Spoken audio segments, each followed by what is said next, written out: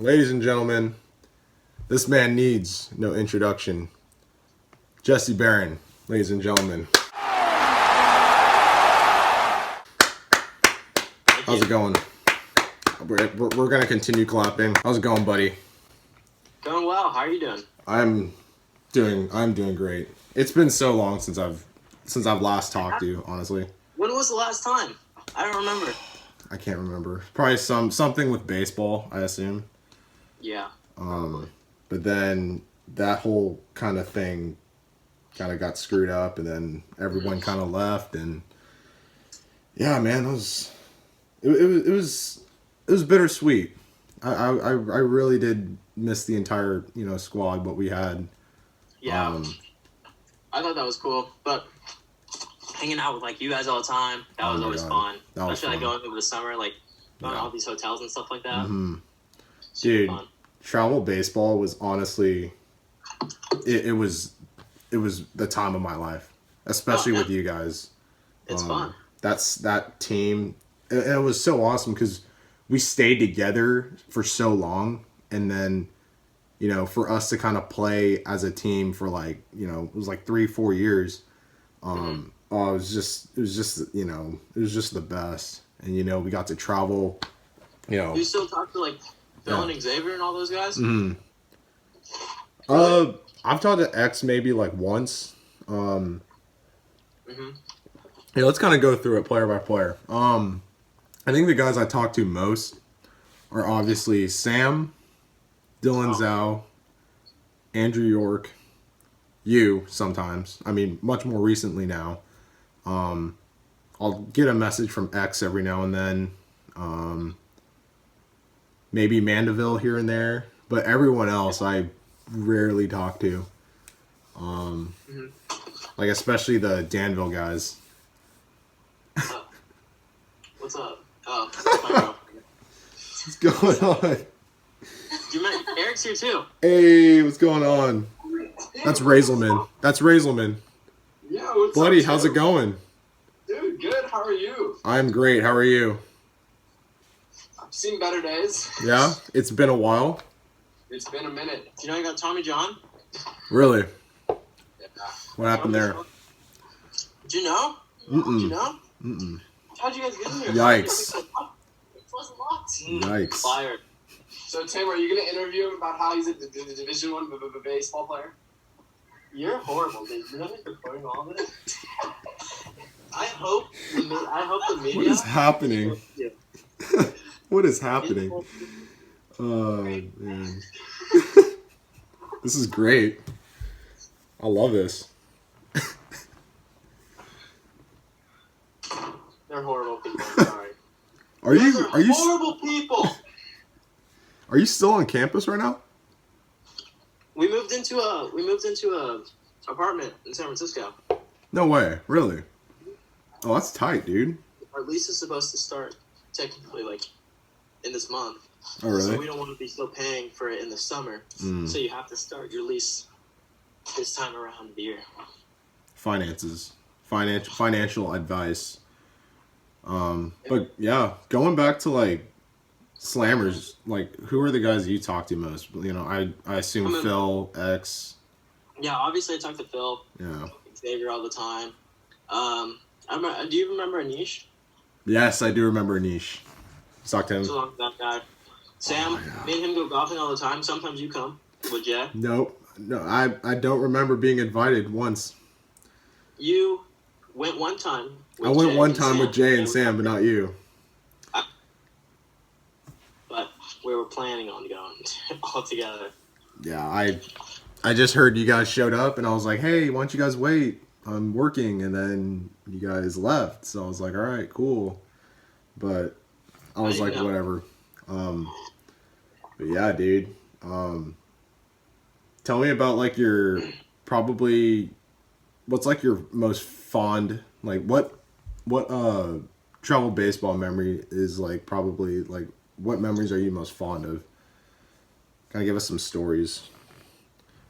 Of slammer stuff? Yeah.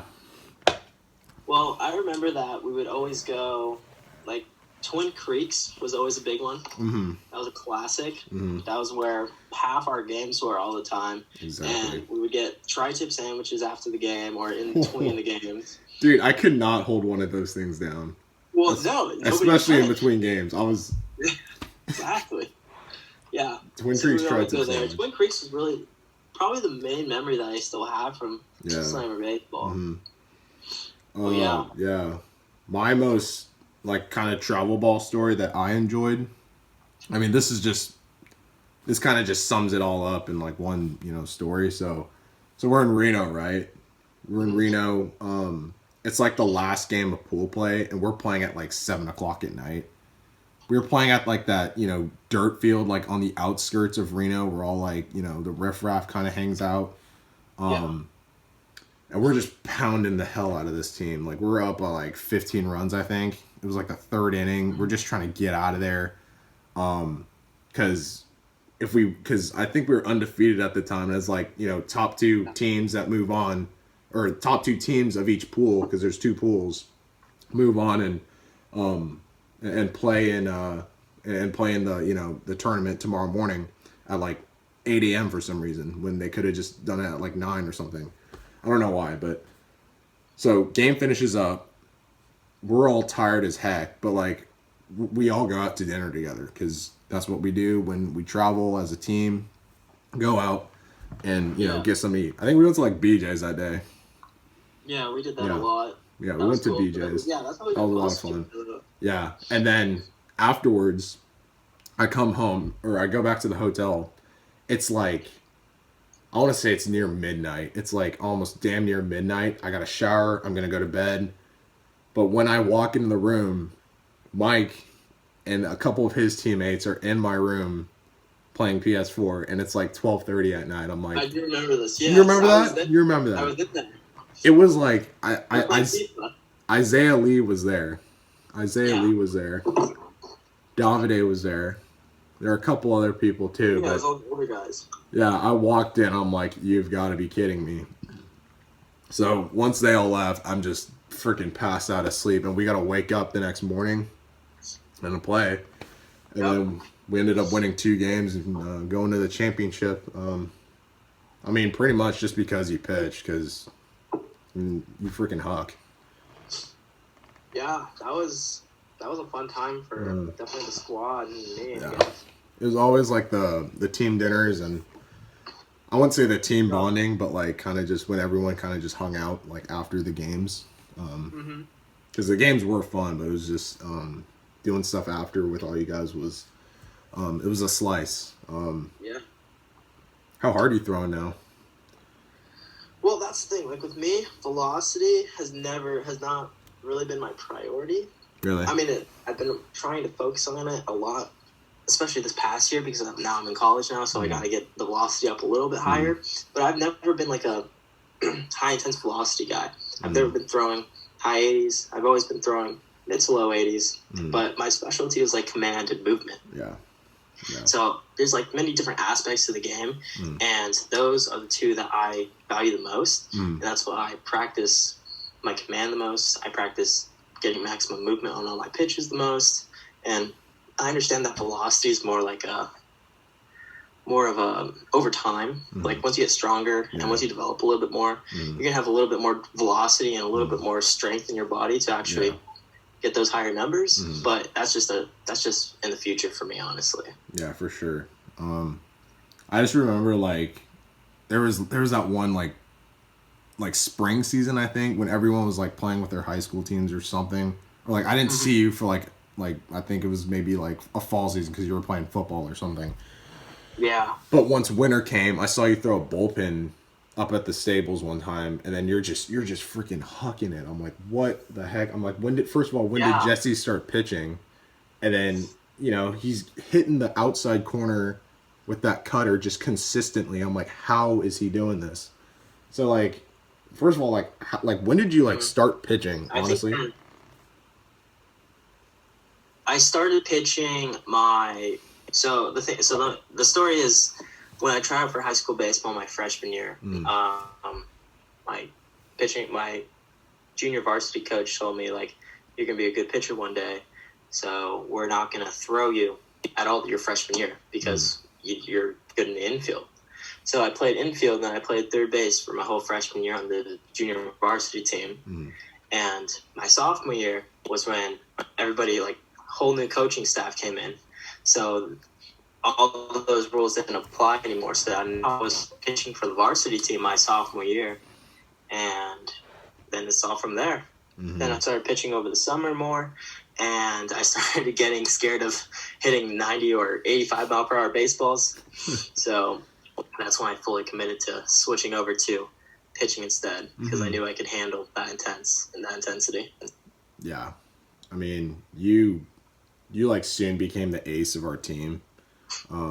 Just because, you know, our team, we really didn't have an ace at the time. I mean, we had, you know, maybe 2 or 3 guys that could, you know, start a game, get, you know, 5 innings. Because our team, I mean, dude, we won games off scoring 10 runs a game, you know? Yeah. And that's what we thrived on. Like, if we didn't score 10 runs a game, like, we're not winning the game, you know?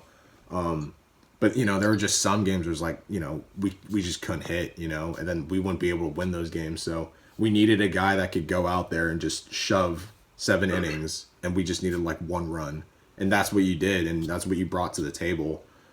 So you really definitely kind of became the ace of our rotation, and, you know, you kind of, you were basically our game 1 starter every tournament. So, you know, championship game we starter. We had a lot of good dudes to lean off, like Paul Ricardo. He's playing at Holy Names. Yeah, he's playing at Holy Names now. I think he's doing pretty well, and he's getting up there in velocity as well. Drew was dirty with his knuckleball. Drew York. Yeah, dude. Every time I went to go play catch with that guy, I was like, show me how to throw your knuckleball, and he would never show me. And then like a year after that, I just stopped throwing it. And I was like, why would you stop throwing your knuckleball? A man of many secrets. I know Yan pitched a little bit too. Mandeville too. Who else? Josh Olives. I totally forgot about Josh Olives. Yeah, do you know where he's at now? I have no clue. I know he's in college somewhere. He's probably like the one I haven't talked to in like the longest time. Oh. Because I know I've talked to Bubba a few times, and Caden, even Tristan and Logan Wright, but I haven't reached out to Olives in like forever. But yeah, that's, you know, I don't have anything against him. It's just, you know, I just haven't talked to him in a while, you know. Understandable. Yeah, but yeah, dude, you were shoving, and then tell me how you kind of ended up at SF State. Were there other teams in the mix, or was it just SF State the entire time? The thing for me was, since I went to Doherty, obviously not a lot of people came out of Doherty. There were, I think, we had Matt Jew in the class before me. He went to Santa Clara. And the year before that, or 2 years before that, we had Matt Jew's brother, Tommy Jew, who plays at UCSB. And those were the only 2 guys that I know that I've met personally that have gone on to play college baseball from Doherty.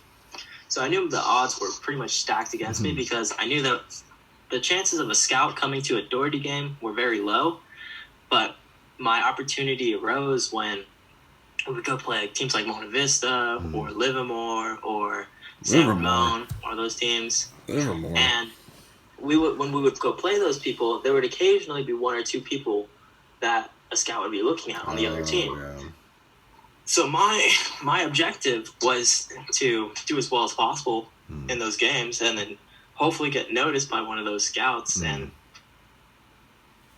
one of those scouts happened to be a USF's guy, and really, that's what happened. That's where the journey started. The dream started. Well, it was actually really late for me. Like, the thing was, I was starting off my senior year. In the fall, I was not committed anywhere. Yeah. I had 1 Division II offer in San Diego, and I didn't want to go there because it was basically like a commuter school, and I didn't want to pay $20,000 to $25,000 for a commuter school. Yeah. And like I knew that I really wanted to play like in a school that, I don't know, like a bigger school, I guess you can say, like a school that has somewhat more of a social life. Mm-hmm. So that's why when like as time progressed, like the USF coach reached out to me over winter break, and they said that they were interested in me, and it kind of just took off from there. Like a month after, I was signed, and I was a walk-on at USF. Dang. In January. Because like, so you're telling me like you didn't, because I know you didn't go to a ton of camps. I know you maybe went to a few, but you didn't go to a ton of camps. Nah, dude, I went to a lot. I went did? to a lot, and I thought it was a waste of time at first. Oh, okay. That's the thing. So like, first I went to a lot of individual camps where I would just go by myself, and I would have the school there looking at me. That's what you don't do. Yeah. That's what I've realized now, and what I'm going to do in the future for other people is, if you go to a camp, you have to make sure that you're reaching the minimum of what these college schools want. So like, for example, if you're a pitcher and you want to go to a big time school, like let's say UCSB or something like that, you need to be at least 6 feet tall. You need to be at least 185 pounds, and you need to be at least throwing 87 miles per hour sitting for them to even consider looking at you. Yeah. And on top of that, you have to think about your GPA as well, your SAT scores, your ACT scores, and socially how you fit into that ball club. So there's like 5 things that you'd have to consider before you even go to the camp. Yeah. And these are the things that I did not know. So I just went, and little me was 5'10", throwing 79 to 80 miles per hour with a really good slider that was pretty much the same speed as my fastball at the time. And they didn't even care, because I would just not meet their minimum requirement of throwing 87 miles per hour, having an 82 mile per hour or an 87 or an 85 mile per hour slider or something like that. Being 6'4", you just have to meet those minimum requirements, and that's how you get them to look at you. But like, obviously there would be a few other people, like there would be a few rare cases where there's like this small guy who's a little scrawny, but he still has one good tool, and that's the reason why the school would go on to pursue that athlete. But it just depends. Like, another story is like, I went to a UCSB camp one time. I did the full thing. I think I struck out 7 of the 9 batters that I faced. Struck out 7 of the 9 batters. Yeesh. Didn't get anything in return. I left. I was like, UCSB will call me. This was my sophomore year of high school. Like, UCSB 100% will be interested with me. I struck out 7 of the 9 batters that I faced. Didn't get one word. One call. Did not get anything. I didn't even get an email. I was pissed. Then I realized that the only reason why they didn't call was because I didn't meet the minimum requirements. I needed to be a certain height. I needed to be a certain weight. And I needed to throw a certain speed. And I didn't fit into any of those because I was a little small, scrawny boy throwing 80 miles per hour. So that's what sucked. Yeah, but I went to a lot of camps, man. Yeah. A lot of camps. Yeah. I know you went to a few. I just didn't know you went to a bunch, because I know there was that year where we were playing on different teams, and I know the guys that went on your team, you guys were much more focused on like getting out there and getting, kind of showcased, while, the team that, the rest of us played for, we were kind of just going out there just to, see if we can win subs, play. Yeah, and I think that's just kind of what happened, just because, because colleges have like, certain amount of, scholarships, and, they want specific things, they may need a left-hand pitcher who, needs to be like tall, so they're not going to be going after any, righties, that are super they have scrawny. A select variety of people who they're going to go after. And they got their wish list, and if you're not on their wish list, they're just not even going to bother. So exactly, dude. Yeah, that's why there's no point in going to them unless you meet minimum requirements or you have an. You just cut out. That's also how I got into USF as well.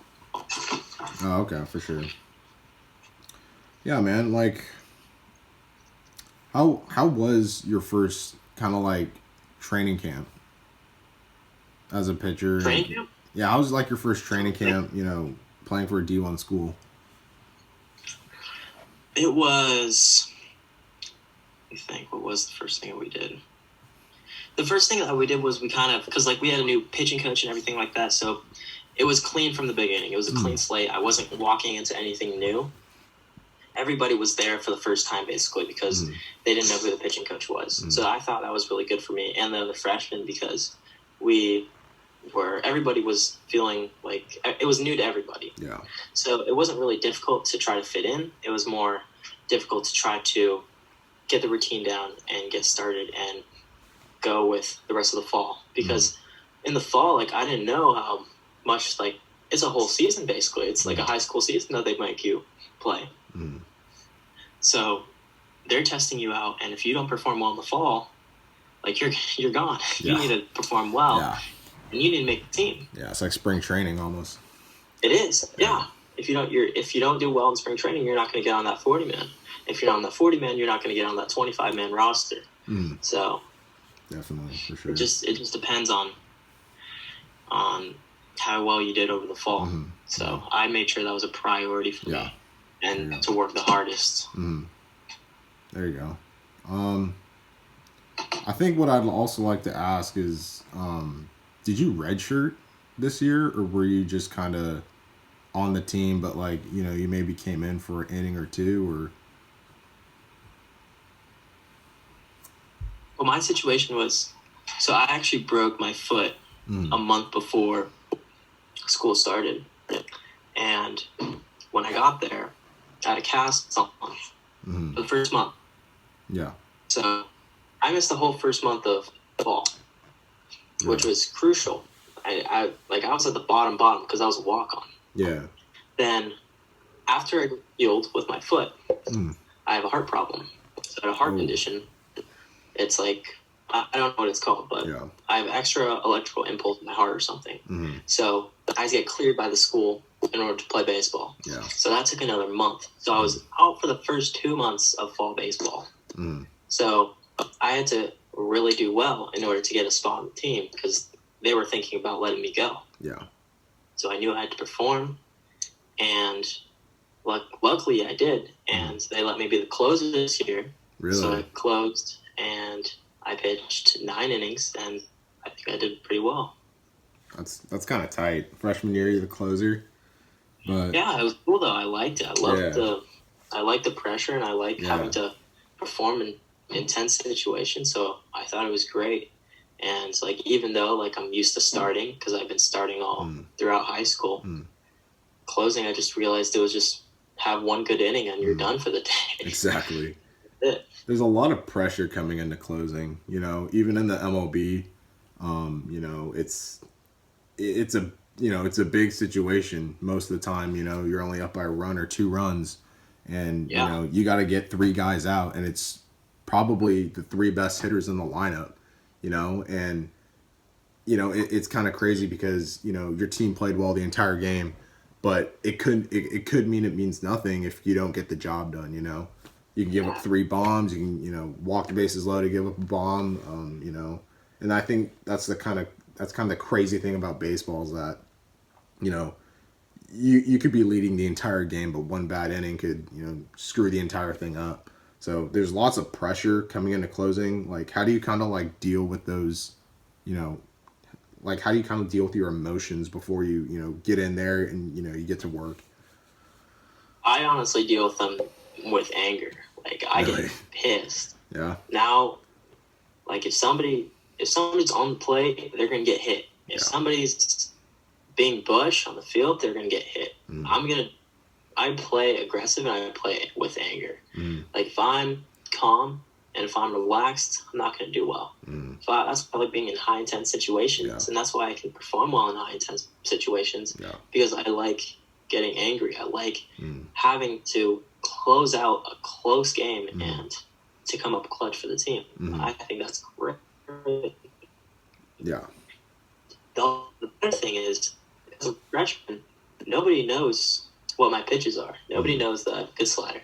Nobody knows about my fastball. Nobody knows about my curveball. And nobody knows about my changeup yet. Well, so if I'm only facing 3 batters, Yeah. Yeah. If I'm only facing 3 batters, like nobody's ever gonna pick me up. Exactly. Until like my sophomore and junior year, then they're gonna start realizing that how I'm gonna attack these guys. Mm-hmm. It's kind of like a mind game in itself as well. Yeah, it's all mind game. Mm-hmm. And like if you can beat the hitter mentally, mm-hmm. beating them physically is just a walk in the park. If you can locate pitches, that's why I prioritize locating like a good fastball. Mm-hmm. A good fastball at 85 miles per hour mm-hmm. is better than a wild fastball at 95 miles per hour. Definitely. And I would take that any day. Definitely. I understand that MLB scouts and MLB teams like the 95. Mm-hmm. They like the 95. Mm-hmm. They like the 100 miles per hour. But that gets hit. Everything above 93 miles per hour and above all looks the same. Mm-hmm. There's no point. I mean, obviously it's a little quicker, but well-located pitches will always be better than velocity, I think.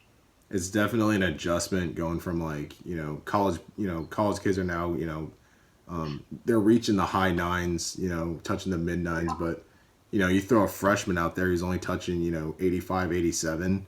I mean, it's a big adjustment. Yeah. At least. Especially with stuff that has tilt and curve and, stuff that moves, stuff that Jessie throws. I mean, it's definitely an adjustment for someone who's, 4 for 4, with three doubles in the gap, off someone who was throwing 95, and now he's got to adjust, and kind of try to find a way to poke this ball in the right field instead of rolling over on it, Exactly, man. Yeah. It's just how you think about it. Mm. You can take advantage of so many people throwing slower. Mm. Like obviously, I would love to throw 90 miles per hour. Mm. I'd love to throw 95 miles per hour. But my body right now is just physically incapable of doing that. I'm trying to work on it because I realize in order to get to the major leagues, you need to be at least throwing 97. I mean 87. Mm-hmm. There are a few select guys, obviously, that can get away with throwing 84 to 85, maybe 86, because they got stink on the ball. Mm. It just depends on what you believe in and how you execute your pitches. Definitely. I mean, I think accuracy and precision is definitely a lost art in baseball, especially now. Like you said, freaking, all the teams want guys who can touch high 9s, triple digits. They just throw it by you, but you could throw 100 miles per hour, but still, have no accuracy whatsoever. But if you're able to, control stuff, with, maybe take, 10 miles an hour off, but still be able to like hit those corners, hit the low inside pitch. You can maybe sooner or later, down the road, maybe start to build the velocity. And, I know guys like Walker Buehler on the Dodgers. I mean, he does a great job. I know he throws freaking Ched, but he is so good at like hitting the lower corner. He's good at hitting the, the upper end. He's very good at, kind of, painting his pitches along the different parts of the zone.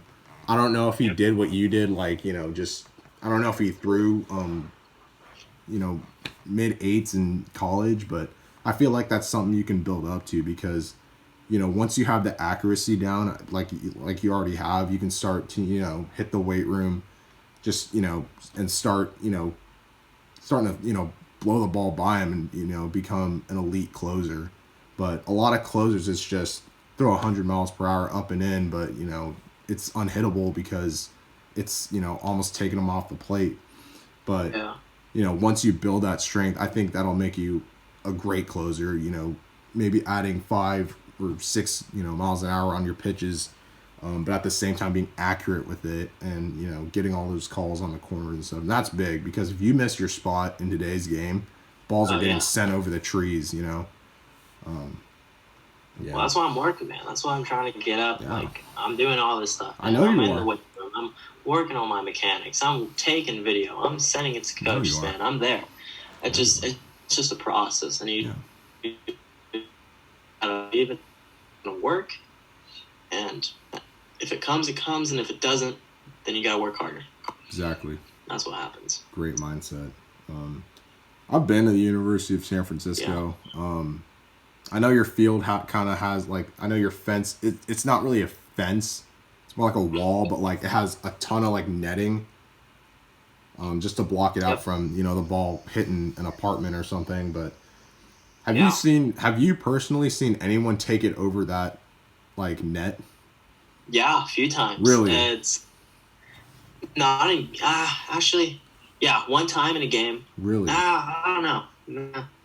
I think that all of them are usually in batting practice, especially with the lefties, because our field is like Fenway Park, but reversed. Yeah. The Green Monster's on the right field line instead of the left field line. Mm-hmm. So all these lefties just yank the ball, especially in batting practice when we have home run BP. Yeah. The ball's flying over that net every time. That's crazy. I think I actually saw one home run in a game go over that fence, and it was off, like somebody hit it off us. Oh my I don't God. remember, but it went far. It was over the left field fence. It was a nuke. That's a Ball's poke. ball I've ever seen. That's a poke. I mean, the netting, it's high. It might be higher than Fenway. I'm not sure. It might be higher, but dude, to be able to hit it far over the fence, but not only far, but having the trajectory to freaking get over that net is freaking impressive. Well, that's why I don't hit anymore, man. Yeah. Yeah. There's no way to hit that ball. Yeah, that's crazy. Yeah, I mean, people are getting stronger, man. It's especially I think baseball the game players. is just changing, and it's changing to home runs and strikeouts. Yeah. Home runs, strikeouts, and velocity. And, it's fine because that's what brings fans to the games. Exactly. People want to see that. But they also have to appreciate command, good movements, and getting singles the other way, opposite field hitting, moving bases, moving runners over. Like, that's what makes baseball, and people just want to see home runs and strikeouts right now. And unfortunately, that's where the game's going to right now. Yeah. I mean, do you kind of enjoy it, though? I know you're a pitcher, but you might have a different perspective, but do you personally enjoy the MLB now, right, whereas where it was, maybe 10 years ago? I definitely enjoy it now. Obviously, it's more exciting to watch. Yeah. But as a player, from that standpoint, I can appreciate a good pitcher's duel. I can appreciate trying to get the runner over. Yeah. Like, I think it's good. I just think that everybody's trying to take advantage. Like, sometimes, I hear balls are juiced for the MLB. The balls are flying everywhere. Yeah. Pitchers are just pitchers using pine tar, trying to get as much velocity as they can as possible, which that's part of the game. That everybody does it, but it's just a matter of how much they're doing it. Like, it's growing out of proportion now. People all they want is home runs, velocity, and strikeouts. Yeah. Would you and that's say? Just not my game. Would you like? Do you think maybe the reason because of all these home runs? Do you think it's the hitters are just getting better, or the pitchers are just getting worse? I think It's kind of a tough debate. I think it's because technology has improved so much. People are studying the pitchers so much days before they have to face them in the game, and they're watching their every movement. They're watching if they're tipping pitches, if they start a certain place before they pitch. They're watching where the ball comes out, how the ball comes out, how much it moves, the velocity, and what kind of pitches they throw in certain counts. Yeah. So I think the hitters have a huge advantage of how to take advantage of the pitcher because they've watched so much video. Pitchers, on the other hand, it's a little more difficult because it's harder to tell if a hitter can hit a certain pitch because usually it's just the luck of the draw. Yeah. So I think hitters definitely have the upper hand with technology nowadays. And like you said, analytics, it's probably bigger than it ever has been in the MLB. I feel like you said, you have a valid point there. Like, saying, pitchers, it's much more tougher for them to prepare, for a lineup that gets put out maybe like 3 or 4 hours before game time, And I feel like it's all tendencies. It's like, okay, this guy likes the ball up and in, but, who knows? Maybe he just throws his bat out there and the ball, pops over the fence, for a 2-run bomb. But never know. Yeah. And then, even like the shift, studying players, like guys that just pull the ball down the lines, they're putting 3 guys on the left side. I've even seen putting like an infielder in the outfield. Have like 3 infielders on one side and then 2 outfielders behind him, while having 4 outfielders and stuff. So there's a lot of new stuff with defensive alignments, tendencies, and then guys get in there early before the game. They kind of watch past footage of the pitcher where he finishes his pitches, where he tends to miss, and then they pretty much have a cheat sheet of what each guy has, Yeah. So it's definitely have improved. Yeah. But just where the game's going. Exactly. It definitely makes it more interesting and more strategic, but at the same time, it's new stuff. So yeah. But anyway, you do YouTube, and dude, you have to tell me about this. So you have 2 channels. You have Jessie Barron Vlogs, which is the one you started, way back then. I'll play some clips over right here of kind of what he does. Great stuff there. Great videos there. He did a couple. Some of us. I forgot about. Yeah, I'll put those in. He did a couple. The one video I thought that was really good was your Seattle vlog. That was super good. Yeah, those were dope. That was crazy. The footage is great. Some of his videos have hit, like 6,000, 7,000 views. But you have this other channel that I just figured out like 30 minutes before this. It's the Jessie Barron channel. Yes. You have like 250,000 subscribers. I do. What happened? And how? How? So as you know, I was like into YouTube. Yeah. And I was trying to like figure out ways how to promote my channel and how to get bigger. So I started just giving up because I was doing like camera reviews and tech reviews and like because I'm into editing and taking like photography and videography, so I understand how to edit pretty well. Yeah. So I was trying to be a teacher online on YouTube. That did not pan out. So I just gave up. Yeah. And I was like, screw it. I'm just gonna make a channel. It's kind of like I just was bored, so I put together a video of like comparing like music videos to Genius interviews. You know what those are? Yeah. So I just would play a 10-second clip of the person singing in their music video, and I would compare it to how they would actually sing in the Genius interview. And that blew up. Like that got like I posted in January of like 2019 or something. Yeah. And it didn't blow up until like June. Yeah. That's when it started going crazy. And then when I saw that it was getting like 50,000 views, I was like, I'm gonna make a part 2. Yeah. So I made a part 2. That one got 500,000 views. Really? Then I made a part 3 with Billie Eilish. And as you know, Billie Eilish was like popping off at the time. Yeah. So that one got like 50 million views. Really? Yeah. Yeah. That's so my channel blew up from there. But I mean, the thing is, like, I would keep posting on it, but I wouldn't be posting on it for the right reasons. Like, I can't make money off that because it would get copyrighted. Exactly. People don't want to see me; they want to see the comparisons. Yeah. And so I can't advertise myself, so I can't sell myself. So there's really no way in me pursuing that because first of all, I didn't want to do it. I was just messing around and I put that little thing together and it happened to blow up.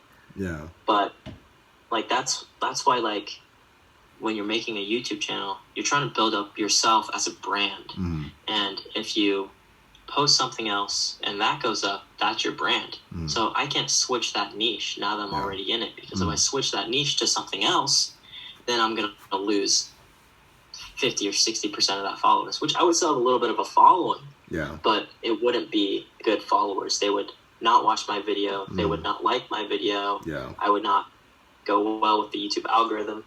So that channel is pretty much dead because the only videos that I can post where it would get more views is the comparison videos. Yeah, definitely.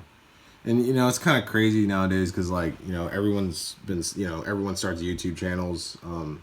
You know, they want the subscribers, they want the views, they want the likes, they want the comments. You know, coming from someone who has, a 250,000, subscribers, you know, some people want that, but, you know, it's not always for the right reasons, like you said, you know. You know, like, maybe it's not videos that, you know, you want to put out every time, you know, and it's kind of stuff that you just want to do. And I think that's good. And that kind of just tells everyone like what, what kind of person you are.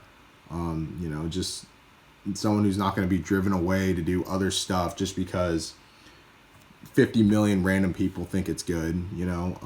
But the fact that you can stay grounded with the stuff that you like, and I think that's I think that's awesome. Yeah. I mean, but like the thing is like, so I tried switching out my niche when I posted those comparison videos. Yeah. I tried to also do like a commentary channel on the side, but I put those on the same channel. Yeah. So a few of those did well. Like one video did like 300,000 views, and it was pretty positive.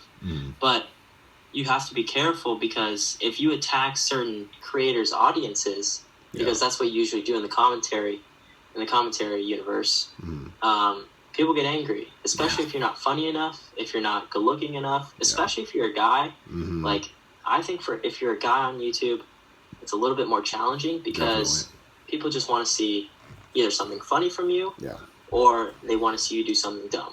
Or if best case scenario for you, then you're a family vlogger or whatever that, or you have something, or you're a good vlogger, or you have something to share, something knowledgeable that you need to share with them. That's the only way you're going to get far as a male YouTuber. Yeah. It just depends on your situation, because if you post something bad, like I posted one video and it was messing around with this one girl who has like 16 million followers. Yeah. And I was like just cringing at one of her videos, and then her whole fan base came after me. Yeah. It was bad. Like, you don't want that. So you have to. It's like, it's a very fine line of like, if you post this, if you say this, you're going to get attacked by these people, and your comment section is going to be ruined. Your likes are going to be ruined. Your video is not going to get pushed by the algorithm because you're getting so many dislikes on it. Yeah. It's a very fine line. And honestly, like, you don't really want that fame, and you don't want the comments because you're scared, because you don't know if you're going to get good reviews unless you have a great fan base. And my channel does not have a great fan base because they don't know who I am, which is why I didn't post on it anymore. Yeah, that makes sense. But yeah, because I was about to say, I was like, man, if Jesse's got 250,000 subscribers, I was like, bro, let me get a shout out. But it's beside the point. But going back to your other channel, it's Jessie Barron Vlogs. You know, your main channel. That's got some great stuff. It's kind of, I even watched it a couple weeks. I watched a couple videos on his channel, you know, a couple weeks ago, just because, you know, we're kind of locked down, have nothing to do. But I watched your first one, you know, with me and Sam in it. That one was awesome. Yeah, dude, those are dope. Yeah. No, it's cool back on them. Yeah, and then I watched the Reno one because it kind of filmed like our first day, you know, a couple days there. And I was like, oh, I remember those times. You know, I paused the video a couple times because, you know, I see pictures of, you know, all the guys and stuff. And I was like, oh, man, those are good times, you know.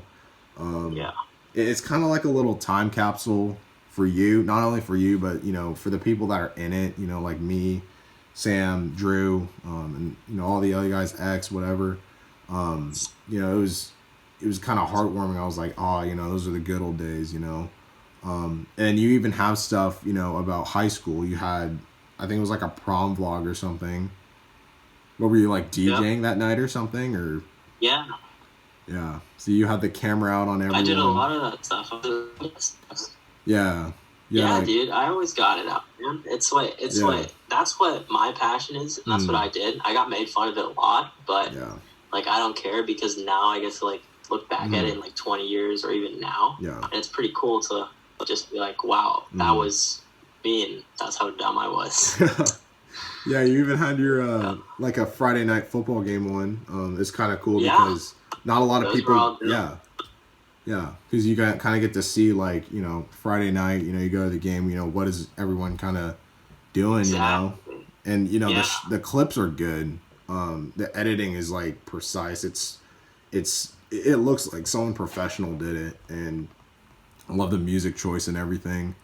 Thank you. Yeah, I spent too much time on them probably. I was overdoing it. Yeah, they honestly look like someone who spent a lot of time and wanted to do a good job on it. So those were. That's what I want to do. Like now, I'm like pursuing. I want to be a wedding videographer on the side, and I want to like film weddings and stuff like that. Be a wedding photographer and focus on baseball, obviously. Yeah. But like those are what I'm trying to set up for the future right now.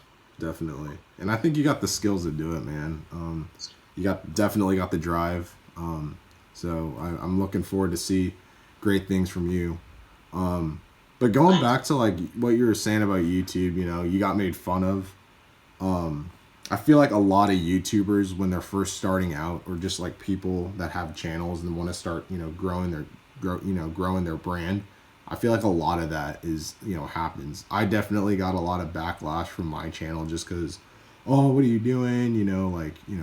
What videos are you going to post or whatever, And then definitely when you put yourself out there, you put yourself at more risk because it's like, you're walking down the halls. Everyone's like, oh, that's the kid who posted that video or whatever.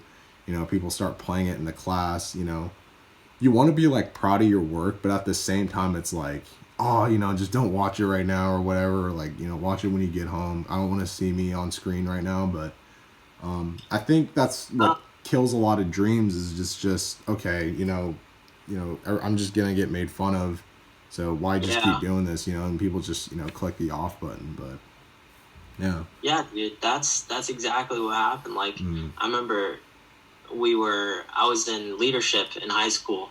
And like I was in the video team, and all my friends would like play the videos in the rallies on the projector, and I would be like, "Whoa, like what are we doing here?" But like the thing is, if you make something and you're proud of it, you would want people to see it. Exactly. If you're making it just for yourself, that's understandable.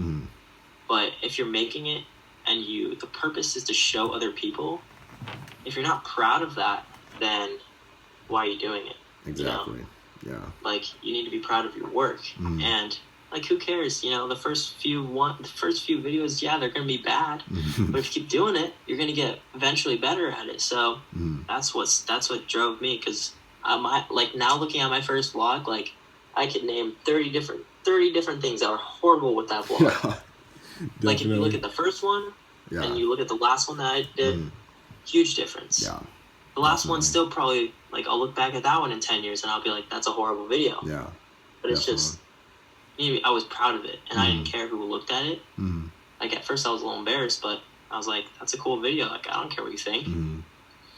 That was it. Yeah. I definitely think it's a much more difficult process to kind of get from that point where it's like, oh, I don't want people to watch my video because they're just going to make fun of me.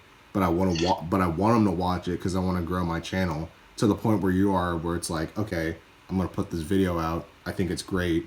You want to make fun of me? Cool. It's whatever.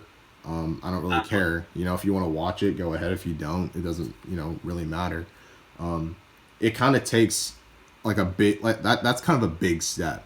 And I think like a lot of people that are at that phase where it's like, where we first were, it's hard because you're either young or especially in high school, because I know you promoted your channel a lot in high school. I did, yes. And that's a huge risk for some people, not just because there's this whole social status, right? Everyone wants to be cool or whatever. Everyone wants to be set for the rest of the year, but some people, for some people, taking that big of a risk is, just something they don't want to do. But it's just hats off to you for kind of just putting yourself out there, putting this channel out there, and kind of making these videos about your high school and kind of about your life, and just saying F the haters, whatever, I'm gonna do this, and I'm gonna enjoy it because this is my passion. And yeah, dude, it's great to see, especially from someone like you who's doing so well. Like, yeah, it's great stuff, because on this channel, obviously, it's something that I started, for fun. My first video was a little, like, parody of like a highlight reel of like us just running around the football field or whatever with an iPhone 4 camera. So it's just horrible quality, whatever. But, and then, videos started coming up later and later, and, there was like a 3-year span where I didn't post anything, and I jump back on it now because, why not? And for me, I'm out of high school, so it's like I'm in college now. I don't know anyone, so it's like I kind of just throw videos out there and promote them, and it's just like, okay, who cares, because you're not going to see those people anymore. But for you to go out there and post it, where you're going to see all these people every day that watch your stuff, it's it takes a lot of courage, and it's very brave of you to do that. So just hats off to you for doing that. But thanks, man, appreciate it. Yeah. So any other plans for like YouTube in the future? I think what my plan is right now is, as soon as I'm able to travel, that's what I'm going to start doing. I'm going to start bringing back vlogging a little bit. Yeah. I enjoy taking cinematics, and I enjoy making creative videos like that. So my plan is to, once the quarantine is finally lifted, I'm going to be traveling a lot, and I'm going to be videoing and practicing on getting better at photography and videography. And I'm just going to be throwing that up on Jessie Barron Vlogs, probably. Heck yeah. I'll put both channels down below for you guys to go check it out. Please check out his channel, especially Jessie Barron Vlogs. It's quality content. Probably the most quality content that I've subscribed to. And believe me, I subscribe to a lot of people. Jessie Barron Vlogs has probably the most quality content. Not just because I know this guy, but, it's good stuff. Like, it makes you want to go out and do that same thing. But yeah, man, travel vlogs seem lit. When you first started out, was it kind of hard, kind of showing the camera and stuff, like in public, or? Oh yeah, it was definitely weird, but like, it's just something you gotta just do. It's, at first, it's weird. Yeah. But if you keep doing it and you don't care what other people think, those people will only pass you for 5 seconds and will only be part of your life for 5 seconds. Exactly. You will never see those people ever again. So once you kind of think about that you're never going to see those people again, you kind of stop caring about what other people think. Like, if you're in high school and you're vlogging, you're going to see those people every single day. But for me, since I would be traveling a lot, I kind of got used to it, because I knew I was never going to see those people again, and the chances of them seeing my channel were slim to none. Yeah. So I knew it didn't matter. Definitely. There's definitely that, like, when someone pulls out a camera, everyone just needs to stop what they're doing and like look at them, especially in public places where you don't know the people, because the questions are always like, oh, why is he recording? What's he recording for? Is this guy a YouTuber, whatever, So definitely, like, stepping out of your comfort zone is important, especially because, I use a phone, to vlog and, like, do my videos, but you use a full out camera. So, you got, the tripod, but at the same time you got, this big camera with sometimes a mic too, to capture all that noise. So you're kind of pulling out this big, thing, and it's hard to be secretive with that, but it's what's going to get you the, best quality content. But like you said, you just got to do it. It's, and yeah, you're only going to see those people for like 5 seconds in your life, but it's definitely something that, you know, you gotta, you know, kind of build up to. Dude, yeah, like now, like if you get an iPhone 6 or an iPhone 7 now, they're still high quality. You can still get 1080 out of them. Yeah. Sometimes even, I'm pretty sure they have 4K on them as well. Yeah. So it's still a good video device to capture. Yeah. Or it's so great to capture videos on it. And like even like if you're well off enough to get an iPhone 11 or an iPhone 10, like they got the wide angles now. They got like 18. Yeah. They got 18s on them or something, so it's a wide lens, and then it's even better for vlogging, especially if you have a front camera on that too. Yeah, it's better than a camera. Yeah, the mic's so you much have smaller. 4K, it shoots 120 frames. It's perfect. It's like you don't need anything else besides. If you're just starting out, an iPhone's perfect. Yeah, especially I mean, that's kind of how it is. YouTube's just something. I don't know, for me, personally, it's just something, it's just a hobby. I've never had any interest of trying to make money off of this. This is just something like, you know, if my videos do blow up, cool. If it doesn't, don't sweat it, you know. I'm already in college. I'm going to go get a degree or something. But yeah, you know, it's all something for fun. And, you know, hopefully these videos are something I could kind of look back on and be like, hey, you know, 20 years ago, I was me being myself. You know, I was making videos during quarantine or whatever with my buddies and stuff. So, yeah. Yeah, totally agree, man. Yeah. Anyway, kind of got to wrap things up, but are you still in school right now? No, got out like 2 weeks ago. Yeah? Yeah. I think, we finished last week. So we got summer, well, whatever this summer may consist of. But yeah, man, how have you been? You know, how's kind of like the morale over in, you know, San Francisco right now? Is it kind of, are a lot of kids still in the city like you guys are, or students? No, but it seems normal here. Nobody is. Not a lot of people are wearing masks anymore. Stores are obviously still closed, but you can walk into some places with a mask. But as of San Francisco, you can go out without a mask and walk around freely. People aren't really social distancing as much over here, so definitely it just I mean, honestly, like these rules of like quarantine and social distancing, like I mean, they're not really being followed anymore, honestly. People are fed up about it.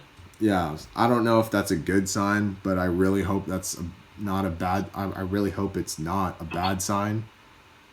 Just because there's so much going on, but yeah, you know, it's just kind